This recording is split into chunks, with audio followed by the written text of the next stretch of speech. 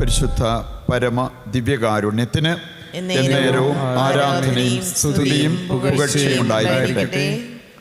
ദൈവസന്നിധിയിൽ എഴുന്നേറ്റ് നിൽക്കാം.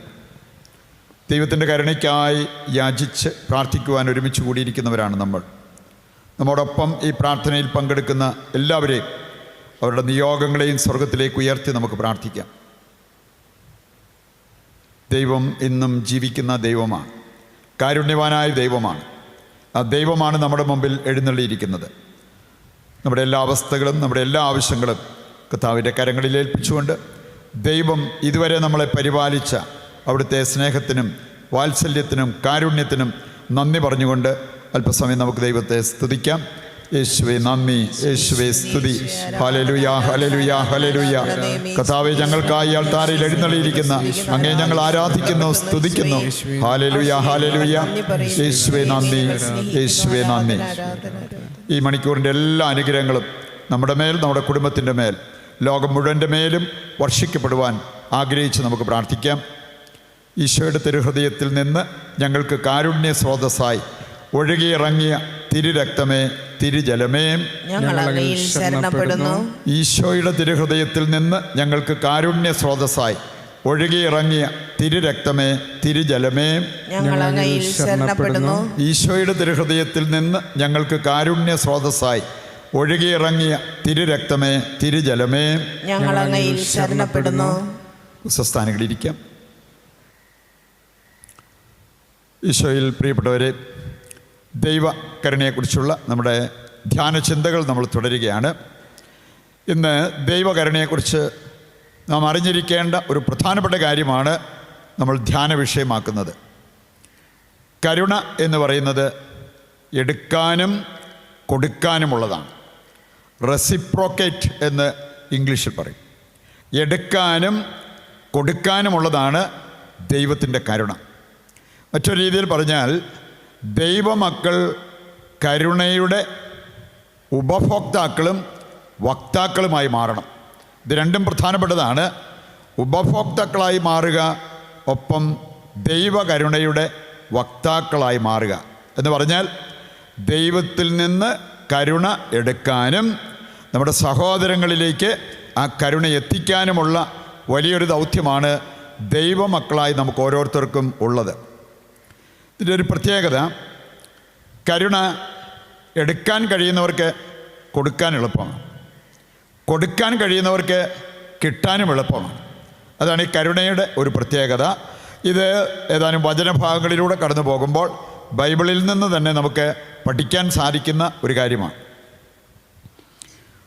ആദ്യമായിട്ട് നമ്മൾ ചിന്തിക്കാൻ പോകുന്നത് ദൈവവചനത്തിലൂടെ കടന്നു പോകുമ്പോൾ ഈ എടുത്താൽ കൊടുക്കാൻ എളുപ്പമാകുന്ന കുറേ കാര്യങ്ങളെക്കുറിച്ച് നമ്മൾ കാണുന്നുണ്ട്. എടുക്കുന്നെങ്കിൽ കൊടുക്കാൻ എളുപ്പമാകും. നമുക്കറിയാൽ ദമ്പതിമാരുടെ വലിയൊരു ദൗത്യമാണ് ഗിവ് ആൻഡ് ടേക്ക് റിലേഷൻഷിപ്പിലേക്ക് വരിക. കൊടുക്കൽ എടുക്കൽ ബന്ധം, അതാണ് ഭാര്യ ഭർത്താക്കന്മാർക്ക് അവരുടെ ഇടയിൽ ഉണ്ടാകേണ്ടത്.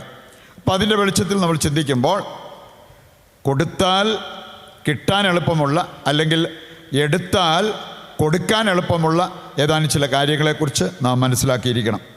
ഒന്നാമത്തേത് സ്നേഹം. നമുക്കറിയാമല്ലോ, സ്നേഹം എടുക്കാനും കൊടുക്കാനുമുള്ളതാണ്. എടുക്കുന്നവർക്ക് കൊടുക്കാൻ എളുപ്പമാകും, കൊടുക്കുന്നവർക്ക് അത് എടുക്കാനും വളരെ എളുപ്പമാകും. ഇത് രണ്ടിനും ആവശ്യമായിട്ടുള്ളത് ശരിയായി പ്രവർത്തിക്കുന്ന ഒരു ഹൃദയമാണ്. നേരെ ചൊവ്വേ പ്രവർത്തിക്കുന്ന ഒരു ഹൃദയമുണ്ടെങ്കിൽ നമുക്ക് സ്നേഹം ദൈവത്തിൽ നിന്ന് എടുക്കാൻ പറ്റും. അത് പരസ്നേഹ പ്രവർത്തികളിലേക്ക് നമ്മളെ നയിക്കുന്നതും എളുപ്പമാകും. യെശയ്യായുടെ പുസ്തകം 46-ാം അധ്യായത്തിൻ്റെ 3-ാമത്തെ വചനം ദൈവം ഓർമ്മിപ്പിക്കുന്നൊരു കാര്യമുണ്ട്. ഇസ്രായേൽ ജനമേ, നിങ്ങൾ ഗർഭത്തിലായിരുന്നപ്പോൾ ഞാൻ നിങ്ങളെ സ്നേഹിച്ചതുപോലെ മറ്റാരെങ്കിലും സ്നേഹിച്ചിട്ടുണ്ടോ? നിങ്ങൾ ജനിച്ചു വളർന്നു വന്നപ്പോൾ ഞാൻ നിങ്ങളെ സ്നേഹിച്ചതുപോലെ മറ്റാരെങ്കിലും സ്നേഹിച്ചിട്ടുണ്ടോ? ഈ സ്നേഹം നിനക്ക് നര ബാധിച്ചാലും ഞാൻ തുടരും. വേറെ എവിടെയാണ് നമുക്ക് ഇങ്ങനെ ഒരാളെ കാണാൻ പറ്റുക? ഇതുപോലെ നമുക്ക് വിശ്വസിച്ച് സ്നേഹത്തിന് വേണ്ടി തിരിയാൻ മറ്റാരിലേക്കാണ് നമുക്ക് തിരിയാൻ സാധിക്കുന്നത്? അതാണ് ഈ വചനഭാഗം നമ്മെ ഓർമ്മിപ്പിക്കുന്നത്. അതുകൊണ്ട് തന്നെ സങ്കീർത്തനം 27:10 നമ്മൾ കാണുന്നുണ്ട്, അപ്പനും അമ്മയും നിന്നെ കൈവിട്ടാലും അവർ നിന്നെ സ്നേഹിക്കാതിരുന്നാലും നിൻ്റെ ദൈവം നിന്നെ സ്നേഹിച്ചിരിക്കും. പറയുണ്ട്, സ്നേഹത്തിനായിട്ട് നമ്മൾ ആദ്യം തിരിയേണ്ടത് ദൈവത്തിലേക്കാണ് എന്ന കാര്യം ഹൃദയത്തിൽ നമുക്ക് ഉറപ്പിക്കാം. യെശയ്യാ 54-ാം അധ്യായത്തിൻ്റെ 8-ാമത്തെ വചനവും 10-ാമത്തെ വചനവും നമ്മെ ഓർമ്മിപ്പിക്കുന്നത് ദൈവത്തിൻ്റെ ഈ സ്നേഹത്തെക്കുറിച്ചാണ്. 8-ൽ നമ്മൾ വായിക്കുകയാണ്, കോപാതിരേകത്താൽ ക്ഷണനേരത്തേക്ക് ഞാൻ നിന്നെ കൈവിട്ടെങ്കിലും വലിയ സ്നേഹത്തോടെ ഞാൻ നിന്നെ തിരിച്ചു വിളിക്കും. അപ്പം അത് ദൈവത്തിൻ്റെ കരുണാർദ്ര സ്നേഹത്തിൻ്റെ ഒരടയാളമാണ്. 10-ാമത്തെ വചനം ഒരുപക്ഷെ നമുക്ക് സുപരിചിതമായിരിക്കാം. മലകൾ അകന്നു പോയേക്കാം, കുന്നുകൾ നിരത്തപ്പെട്ടേക്കാം, പക്ഷെ എൻ്റെ അചഞ്ചലമായ സ്നേഹം ഒരിക്കലും നിന്നെ വിട്ടുപിരിയുകയില്ല എന്ന് വചനം പഠിപ്പിക്കുന്നുണ്ട്.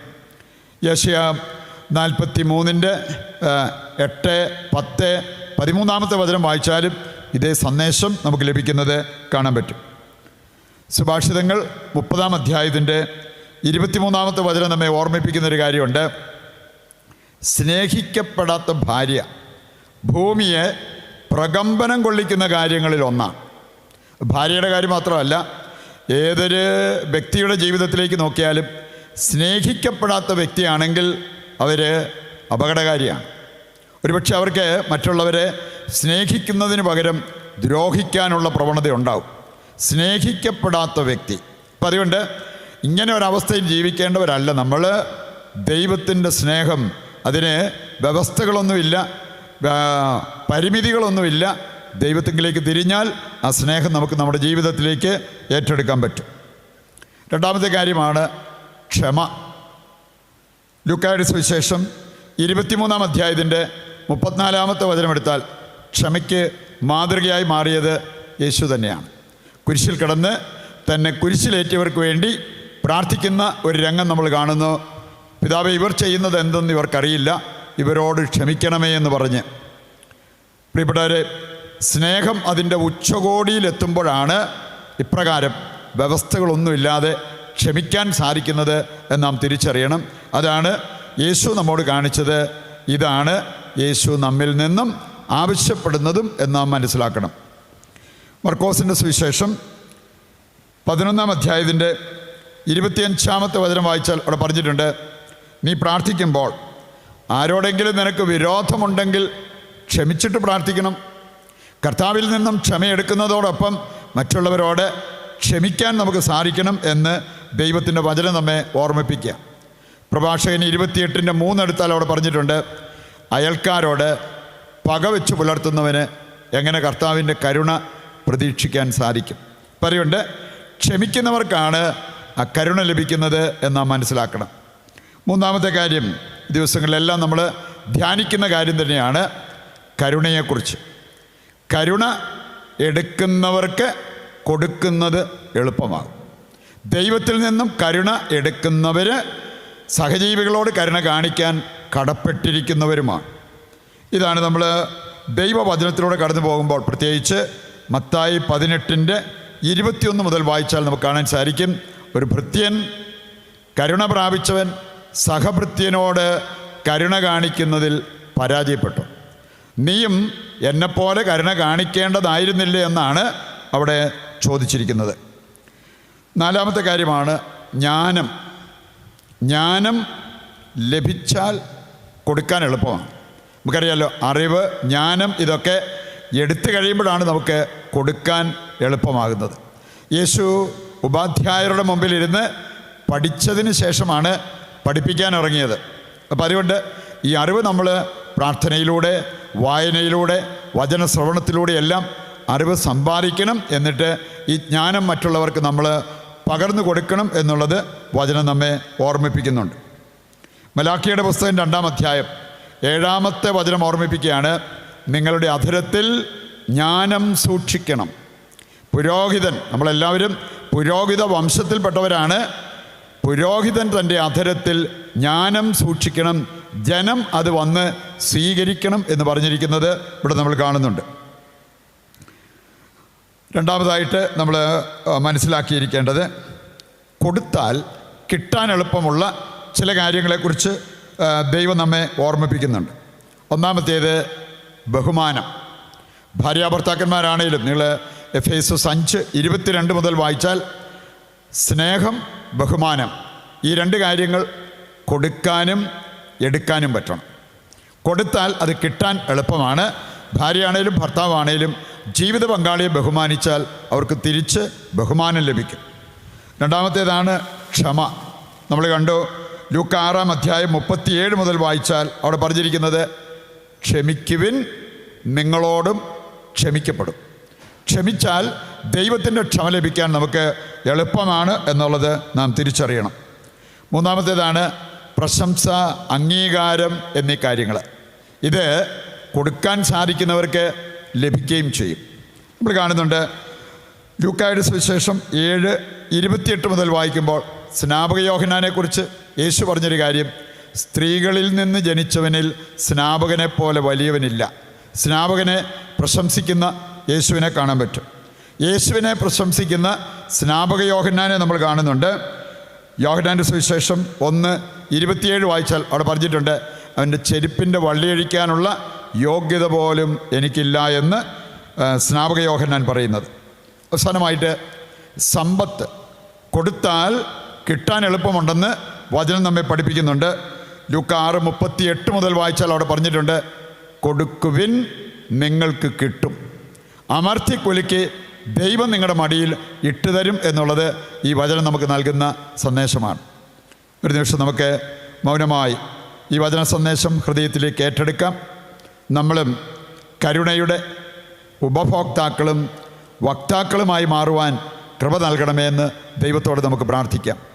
നമ്മുടെ എല്ലാ പ്രാർത്ഥനാ നിയോഗങ്ങളോടൊപ്പം നമുക്ക് താഴ്ന്ന സ്ഥലത്തിൽ കർത്താവിനെ സ്തുതിച്ചുകൊണ്ട് ദിവ്യകാരുണ്യത്തിൻ്റെ ആശീർവാദം സ്വീകരിക്കുകയും ചെയ്യാം. യേശുവേ നന്ദി, യേശുവേ സ്തുതി, യേശുവേ ആരാധന, യേശുവേ നന്ദി, യേശുവേ ആരാധന, യേശുവേ നന്ദി, യേശുവേ നന്ദി, യേശുവേ ആരാധന.